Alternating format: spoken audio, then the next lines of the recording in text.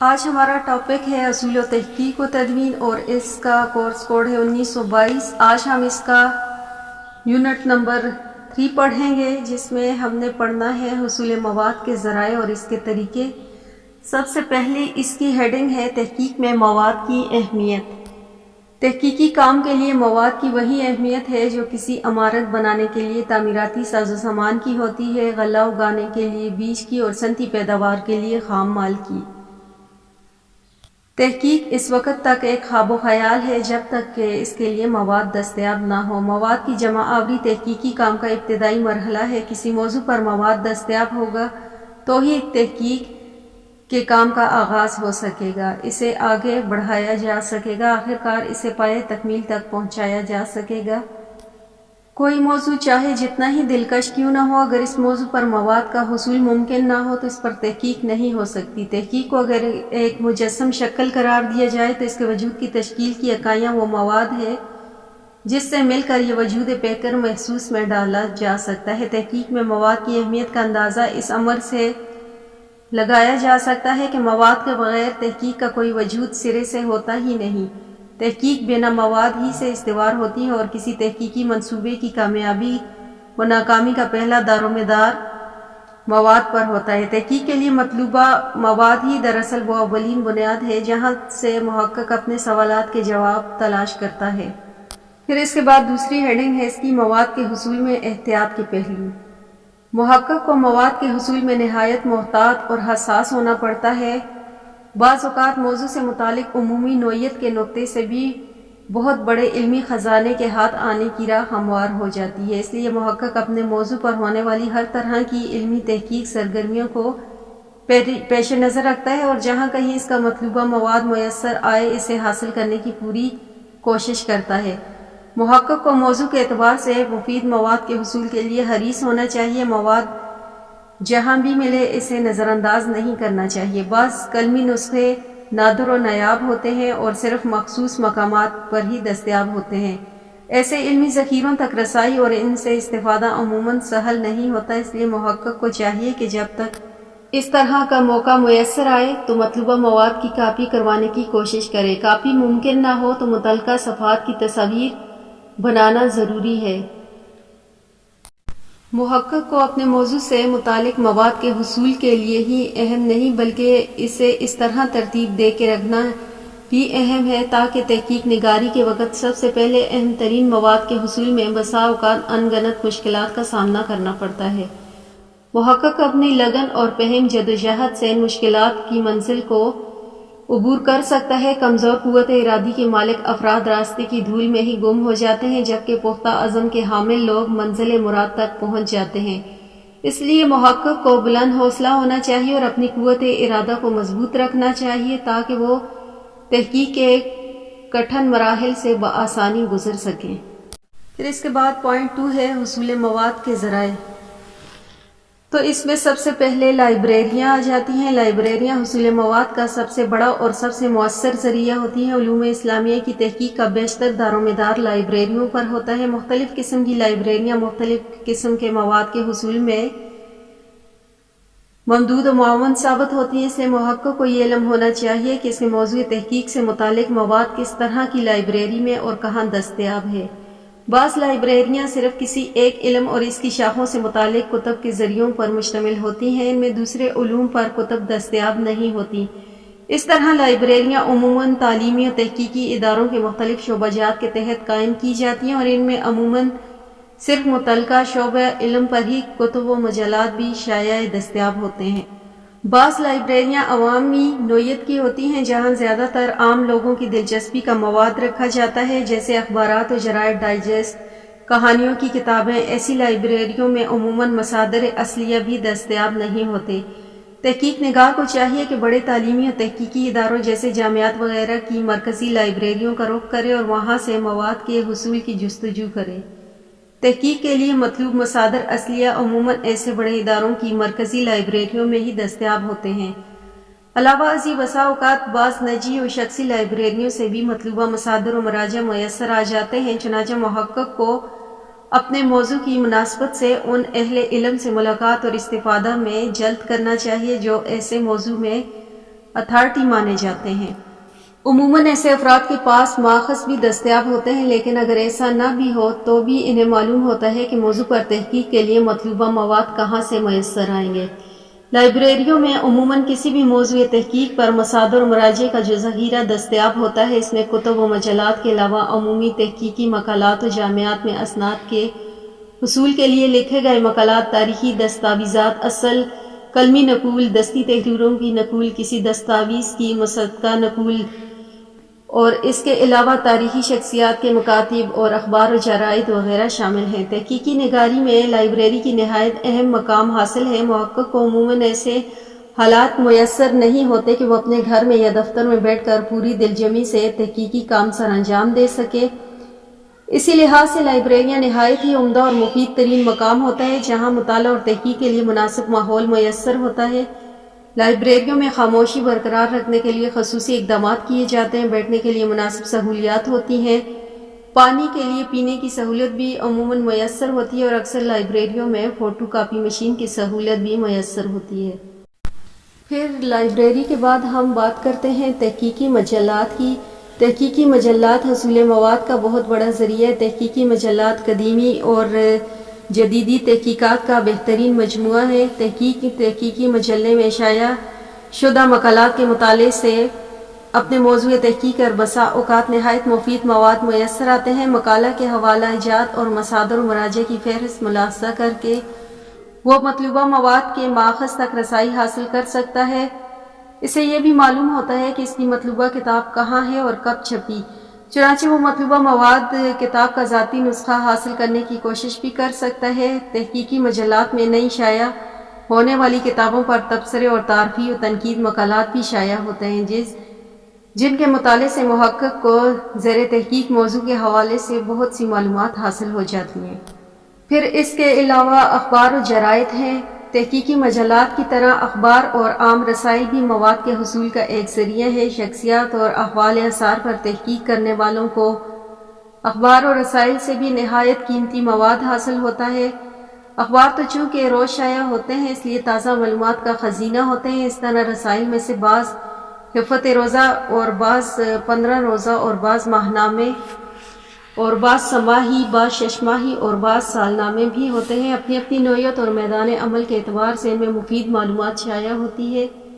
کسی موضوع کی تحقیق کے لیے مواد کا اہم ترین اور بیشتر حصہ بسا اوقات پرانے اخبار و جرائد ہی سے میسر آتا ہے۔ مثلاً اگر پاکستانی آئین میں شامل قرارداد مقاصد کے ترتیب و تشکیل اور منظوری کے پس منظر کی تحقیقی مطالعہ کرنا ہو اور یہ جائزہ لینا ہو کہ اس وقت کیا حالات تھے جن میں یہ قرارداد منظور ہوئی اور کون سی تہذیبی، ثقافتی، سماجی اور دینی اور سیاسی عوامل تھے جو اس قرارداد کی ضرورت کا باعث بنے، اس کی منظوری میں اہم کردار ادا کیا، تو اس کے لیے قیام پاکستان کے بعد کے عرصے کے اخبارات و جرائد سب سے معتبر و مؤخذ ثابت ہوتے ہیں۔ اس طرح شخصیات کی تاریخ، وفات کے حوالے سے بھی اخبار و جرائد کی معلومات کو مستند تسلیم کیا جاتا ہے۔ پھر اس کے بعد ہم بات کرتے ہیں عامت الناس کی۔ بعض موضوعات ایسے ہوتے ہیں جن پر تحقیق کے لیے عامت الناس بھی حصول مواد کا مؤثر ذریعہ ثابت ہوتے ہیں۔ عام لوگ بسا اوقات معاشرے میں وقوع پذیر ہونے والے واقعات کی چشمدید گواہ ہوتے ہیں، اس لیے ان سے موضوع کے حوالے سے بنیادی معلومات بھی میسر آتی ہے۔ عوام سے مواد کے حصول کے لیے محقق سروے، سوالنامے اور انٹرویو کا اسلوب اختیار کرتا ہے۔ تو ابھی تک جو ہم نے بات کی کہ حصول مواد کے ذرائع کون کون سے، تو اس میں ہم نے پڑھا کہ ایک لائبریریاں ہیں، دوسرا تحقیقی مجلات ہیں، تیسرا اخبار و جرائد ہیں اور چوتھا ہے عامت الناس۔ یہ ہیں حصول مواد کے ذرائع۔ اور اب ہم پوائنٹ 3 پہ ہیں، حصول مواد کے طریقے کون کون سے ہیں۔ حصول مواد تحقیقی کا نہایت اہم مرحلہ ہے، اس لیے مذکورہ بالا ذرائع کا استعمال محقق کے تحقیقی سفر کو آسان بنا دیتا ہے۔ تو محقق کو دوران تحقیق جن مسائل کا سامنا کرنا پڑتا ہے، ان میں سب سے ایک بڑا مسئلہ وقت کی قلت کی صورت میں سامنے آتا ہے۔ اس مسئلے سے نمٹنے کے لیے ضروری ہے کہ محقق حصول مواد کے مذکورہ ذرائع کو استعمال میں لانے کے لیے ساتھ ساتھ ایسے طریقے بھی اختیار کرے جن سے کم وقت میں مواد کا حصول ممکن ہو سکے۔ تو اس کا بنیادی ماخذ سے استفادے میں سائنسی اصول کی پیروی، مصادر اصلیہ کو بنیادی ماخذ کہا جاتا ہے اور یہ حصول مواد کا سب سے اہم اور بنیادی ذریعہ ہے۔ تحقیق میں بنیادی ماخذ کو جو اہمیت حاصل ہے وہ محتاج بیان نہیں۔ مواد کے حصول کی تقویدو میں محقق کو بنیادی ماخذ کو ہر حال میں ترجیح دینی چاہیے اور ثانوی ماخذ سے صرف اس وقت ہی استفادہ کرنا چاہیے جب بنیادی ماخذ تک رسائی ناممکن ہو یا بنیادی ماخذ ناپید ہو چکے ہوں۔ ایک بنیادی ماخذ واقعات شہادت میں مبنی ایسے دستاویز کا نام ہے جس سے مرتب نے بوقت قواعد بچش میں خود ملاحظہ کیا ہو یا اپنے کانوں سے سنا ہو، نیز ایسے بنیادی اور حقیقی شواہد کا شمار بھی بنیادی ماخذ میں ہوتا ہے جو واقعہ سے متعلق دستیاب ہوں، اگرچہ مرتب نے انہیں بذات خود نہ دیکھا ہو اور نہ ہی اپنے کانوں سے سنا ہو۔ بنیادی ماخذ کا استعمال تحقیق کو درجہ اسناد عطا کرتا ہے اور بنیادی ماخذ سے حاصل کیے گئے مواد میں کم و کاست کا امکان بہت ہوتا ہے۔ بسا اوقات تحقیقی کے طلبہ اصل ماخذ دیکھے بغیر اس کا حوالہ کسی ایسی کتاب سے دیکھ کر دیتے ہیں جس میں اس ماخذ سے استفادہ کیا گیا ہو۔ اس بات کا امکان موجود رہتا ہے کہ کتاب ثانوی ماخذ میں اس بنیادی ماخذ کا حوالہ غلط درج ہو یا محقق کو بعد ازاں شرمندگی کا سامنا کرنا پڑے۔ بنیادی ماخذ سے استفادہ وقت کی بچت اور مواد کے مستند ہونے کا باعث ہے اور بنیادی ماخذ کو دیکھ کر ان سے استفادہ سائنسی طریقہ ہے، جبکہ اصل مصدر کو دیکھے بغیر کسی ثانوی ماخذ سے مصدر اصلی کا حوالہ نقل کر دینا غیر سائنسی طریقے یا اور تحقیق کے منافی رویہ ہے۔ محقق جن چیزوں کو اصول مواد کی بنیادی ذرائع میں شمار کرتے ہیں ان میں شخصی مشاہدات و تجربات، انفرادی تفتیش، تلاش، انٹرویوز، شخصی بیاس، خود نوشت، متون، تخلیقی ادب پارے، حکومتیں، تعلیمی و تحقیقی اداروں اور جامعات میں منعقدہ سیمیناروں، مذاکروں اور کانفرنسوں کی روادادیں، اخبارات، مخطوطات، مکاتیب اور فرمودات وغیرہ شامل ہیں۔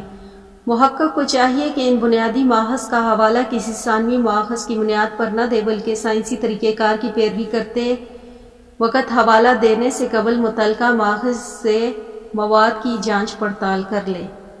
پھر اس کے بعد ہے سروے۔ حصول مواد کے طریقوں میں سروے خاص اہمیت کی حامل ہے، اس لیے کہ ایک محقق کو سروے کے طریقوں پر بھی دسترس حاصل ہونی چاہیے تاکہ حصول ضرورت وہ سروے کے ذریعے مواد اکٹھا کر سکے۔ سروے کی بنیادیں عام طور پر مفروضوں پر رکھی جاتی ہیں اور عموماً عصری مسائل کا حل ڈھونڈنے کے لیے سروے کے ذریعے مواد کو اکٹھا کیا جاتا ہے۔ سماجی اور طبی علوم میں تحقیقی مواد کو اکٹھا کرنے میں سروے کی اہمیت مسلمہ ہے، تاہم دیگر علوم کے ایسے موضوعات جو سماجی علوم کے کسی پہلو کا احاطہ کرتے ہوں یا جن مقصد کا کسی سماجی مسئلے کا حل تلاش کرنا ہو یا کسی عصری مسئلے سے متعلق ہو، تو ایسے موضوعات کے لیے تحقیقی مواد کی جمع آوری سروے کے ذریعے ممکن ہوتی ہے۔ سروے کی کئی اقسام ہیں، تاہم مواد کی جمع آوری کے لیے اس دو طریقے زیادہ مستعمل ہیں۔ ان میں سے ایک طریقہ سوال نامے کا ہے اور دوسرا انٹرویو کا۔ انٹرویو اور سوال نامے سروے کے طریقوں کے طور پر بھی استعمال ہوتے ہیں اور یہ دونوں حصول مواد کے الگ ذرائع کے طور پر بھی مستعمل ہیں، اس لیے ذیلی سطور میں دونوں طریقوں کو الگ الگ درج کیا گیا ہے۔ سب سے پہلے سوال نامہ۔ مواد اکٹھا کرنے کے لیے محقق کو ایک جامع سوال نامہ تیار کیا جاتا ہے۔ سوال نامے کی تیاری کا ایک اسلوب تو یہ ہے کہ ہر سوال کے تمام ممکنہ جوابات میں اس کے آگے تحریر کر دیے جاتے ہیں اور جواب دینے والے لوگ اپنی پسند کا جواب منتخب کر لیتے ہیں۔ دوسرا اسلوب یہ ہے کہ جوابات کے لیے جگہ خالی چھوڑ دی جاتی ہے تاکہ جواب دینے والا شخص اپنے الفاظ میں جواب لکھ سکے۔ سوال نامے کی زبان انتہائی سادہ اور ناپی تلی ہوتی ہے اور اس کی تیاری میں اس امر کا خیال رکھا جاتا ہے کہ کم سے کم وقت میں سوالوں کا جواب دیا جا سکے۔ سوال نامہ تیار کر کے مطلوبہ تعداد میں اس کی فوٹو کاپیاں کروائی جاتی ہیں اور انہیں ان لوگوں میں تقسیم کر دیا جاتا ہے جو جواب دینے پر آمادگی کا اظہار کرتے ہیں۔ سوال نامے کے ذریعے حاصل ہونے والی تمام معلومات کا اندراج شدہ طریقہ کار کے مطابق نہایت احتیاط سے کیا جاتا ہے۔ بعد ازاں ان معلومات کا بڑی باریک بینی سے تجزیہ کیا جاتا ہے اور انہیں تحقیق نگاری میں استعمال کیا جاتا ہے۔ اور پھر انٹرویو آ جاتا ہے۔ معلومات کی جمع آوری کا ایک اہم طریقہ انٹرویو بھی ہے۔ انٹرویو کا طریقہ یا تو کسی عمومی مسئلے کے بارے میں عوامی آراء کے حصول یا کسی واقعے کی چشمدید گواہوں کی شہادت ریکارڈ کرنے کے لیے استعمال کیا جاتا ہے، اور یا پھر کسی خاص علمی اور فکری مسئلے کے بارے میں کسی ماہر اور فاضل علمی شخصیت کا انٹرویو کیا جاتا ہے۔ دوسری صورت میں محقق پہلے متعین شخص سے ملاقات کا وقت حاصل کرتا ہے اور پھر مقررہ وقت پر تحریری سوالوں کے ساتھ طے شدہ مقام پر پہنچ جاتا ہے۔ محقق اپنے سوالات ایک ایک کر کے اپنی شخصیت کے سامنے رکھتا ہے اور جوابات کو صحت کے التزام کے ساتھ قلم بند کرتا ہے۔ بہتر یہ ہوتا ہے کہ انٹرویو کو قلم بند کرنے کے ساتھ ساتھ ریکارڈ بھی کر لیا جائے اور بعد ازاں تحریر شدہ انٹرویو کی نوک پلک کا ریکارڈنگ سن کر درست کر لی جائے۔